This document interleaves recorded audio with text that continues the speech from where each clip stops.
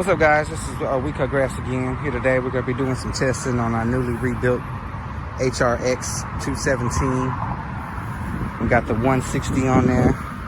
Cleaned her up. You can tell we had the earlier videos. It was dirty. Nice deck. A couple holes in there. That's how I bought it off of Craigslist. So, you know, I paid $50 for the actual deck and controls, and another 75, I think almost 80 bucks for the actual engines and extra parts or whatnot. But she looks good. Everything's running. I had some hiccups. You know, we had to adjust some things, do some type of customizing, but I did a little run earlier.